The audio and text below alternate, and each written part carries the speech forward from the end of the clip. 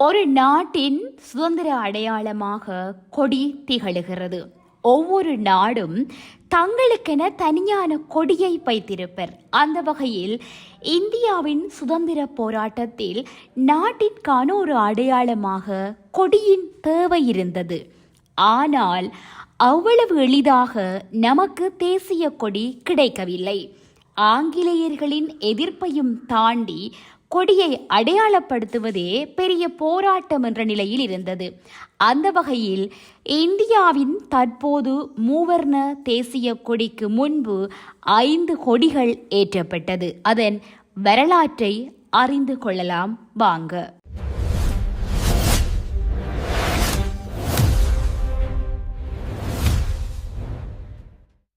இந்தியாவின் முதல் தேசிய கொடி. சுதந்திர இயக்கத்தின் அடையாளமாக இந்தியாவின் முதல் கொடி 1906 ஏற்றப்பட்டது. ஆங்கிலேயர்களுக்கு எதிராக சுதேசி இயக்கம் அறிவிக்கப்பட்டு ஆங்கிலேயர்களின் பொருட்களை இந்தியர்கள் வாங்கி உபயோகிக்க மறுத்தனர். உள்ளூர் பொருட்களை வாங்க விழிப்புணர்வு ஏற்படுத்தப்பட்டது. அந்த தருணத்தில் ஆங்கிலேயர்களுக்கு எதிரான 1906 ஆகஸ்ட் 7 கொல்கத்தாவில் உள்ள ஃபர்சிபாகன் சதுக்கத்தில் முதல் தேசிய கொடி ஏற்றப்பட்டது. ஆனால் அது நாம் உபயோகிக்கும் தற்போதைய கொடி அல்ல. மேலே பச்சை, நடுவில் மஞ்சள் மற்றும் கீழே சிவப்பு என 3 நிறத்தில் தாமரை, சூரியன் மற்றும் அரைநிலா கொண்டிருந்தது. பாரிஸில் ஏற்றப்பட்ட தேசிய கொடி இந்தியாவின் சுதந்திர போராட்டத்தை சர்வதேச அரங்கில் தெரிவிக்கும் வண்ணம் 2ஆம் கொடி பாரிஸில் ஏற்றப்பட்டது.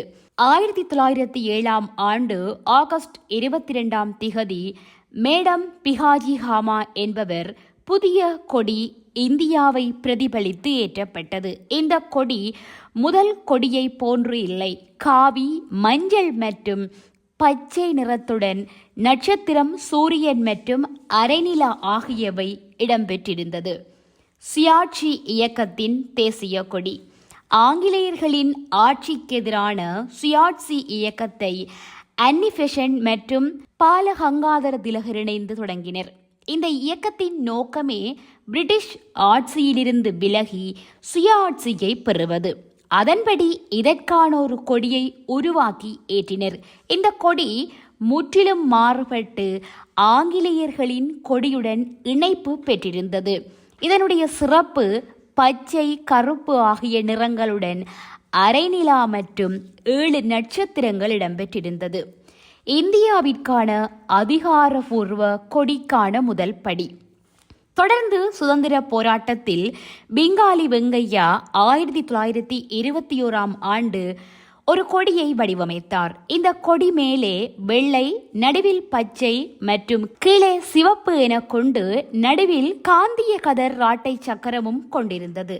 இந்த கொடியை காந்தியிடம் சமர்ப்பித்தார். இந்த கொடியில் சில மாற்றங்கள் தேவைப்பட்டது. இந்தியாவின் பன்முகத்தன்மையை குறைப்பது போன்று வேற்றுமை ஒற்றுமை என்பதை பிரதிபலிக்கும் விதமாகவும் ஒரு கொடியை உருவாக்க பணிகள் நடைபெற்றது. இதன் மூலம் தேசிய கொடியை வடிவமைத்த பெருமையை பெங்காலி வெங்கையா பெற்றார். 1931 முடிவான மூவர்ணம் தேசிய கொடியின் வண்ணங்கள் 1931 உறுதி செய்யப்பட்டது. காவி, வெள்ளி மற்றும் பச்சை நிறம் மற்றும் நடுவில் ராட்டை சக்கரம் இடம்பெற்றிருந்தது.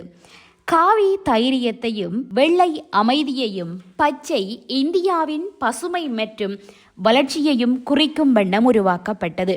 ராட்டை சக்கரம் காந்தியின் கொள்கையும் காங்கிரஸ் அடையாளமாக கருதப்பட்டது. இந்த கொடியே பல போராட்டங்களில் பயன்படுத்தப்பட்டது. நேதாஜி சுபாஷ் சந்திர போஸ் இந்திய இராணுவத்தில் இந்த கொடியை பயன்படுத்தினார். 1947 முழுமையடைந்த தேசிய கொடி. தொடர்ந்து பல கருத்துக்கள் பெறப்பட்டு 1947 கொடியில் மீண்டும் ஒரு மாற்றம் செய்யப்பட்டது.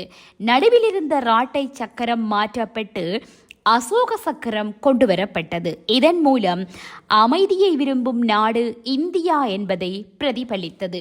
இந்த கொடி அதிகாரப்பூர்வமாக 1947 ஜூலை 22 ஏற்றுக்கொள்ளப்பட்டது. இப்படித்தான் இந்தியாவின் மூவர்ண கொடி உருவானது. ஆகஸ்ட் 15 விடுதலையை அறிவித்த நேரு முதன்முறையாக இக்கொடியை ஏற்றினார். ஆனால் அதற்கு முன்னரே 1943 டிசம்பர் 30 சுபாஷ் சந்திர போஸ் ஃபேட்ஃபிளேயரை ஆங்கிலேயர்கள் ஆட்சியிலிருந்து விடுவிப்பதாக கூறி மூவர்ண கொடியை ஏற்றினர். அதுவே இந்திய மண்ணில் ஏற்றப்பட்ட முதல் மூவர்ண கொடியாகும். இந்த காணொளி உங்களுக்கு பிடிச்சிருந்தா சப்ஸ்கிரைப் பண்ணி கொள்ளுங்க.